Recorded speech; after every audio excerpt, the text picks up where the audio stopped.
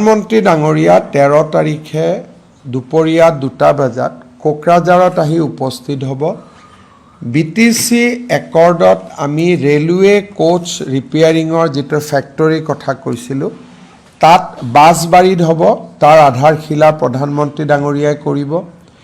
ৰাজ্য চৰকাৰৰ অসমমালা প্ৰজেক্ট প্ৰধানমন্ত্ৰী ডাঙৰীয়াই আৰম্ভ কৰিব আৰু BTCৰ বাবে গুৰুত্বপূৰ্ণ 6খন ডাঙৰ দলঙৰ আধাৰশিলা প্ৰধানমন্ত্ৰী ডাঙৰীয়াই কৰিব আৰু 3খন নতুন ৰেল সেৱা প্ৰধানমন্ত্ৰী ডাঙৰীয়াই সিদিনাখন আৰম্ভ কৰিব। ভাৰত চৰকাৰৰ ৰেলৱে ডিপাৰ্টমেণ্টৰো কেইবাটাও প্ৰজেক্ট তেওঁ উদ্বোধন কৰিব।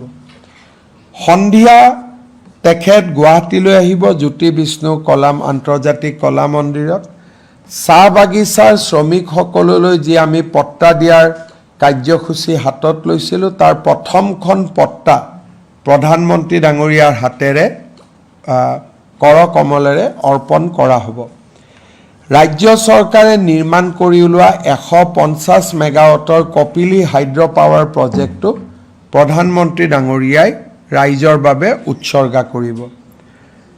14 তাৰিখে দিনৰ 10:30 বজাত তেখেত শিলচৰলৈ যাব। 22,000 কোটি টকাৰে নিৰ্মাণ কৰিব বিচৰা শিলচৰ গুৱাহাটী এক্সপ্ৰেছ হাইৱে প্ৰজেক্টৰ তেখেতে শুভ আৰম্ভণি কৰিব।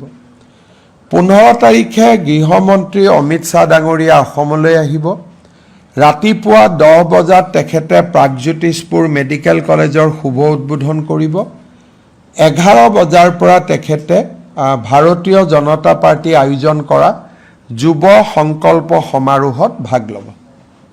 এইখিনি গৃহমন্ত্ৰী ডাঙৰীয়া আৰু প্ৰধানমন্ত্ৰী ডাঙৰীয়াৰ অসম ভ্ৰমণৰ কাৰ্যসূচী। স্যাৰ, ৰাজীৱ হদিয়াৰ পত্নীক আজি নিযুক্তি প্ৰদান কৰা হ'ল। আমি যি ধৰণে কমিটমেণ্ট কৰিছিলোঁ, ৰাজীৱ হদিয়াৰ পত্নী উপাসনা বকলিয়াল গগৈ, তেখেতক আজি আমি তিনিচুকীয়া জিলাৰ ছাব ৰেজিষ্ট্ৰাৰ অফিচত গ্ৰেড 3 পোষ্ট এটাৰ নিযুক্তি পত্ৰ প্ৰদান কৰিলোঁ।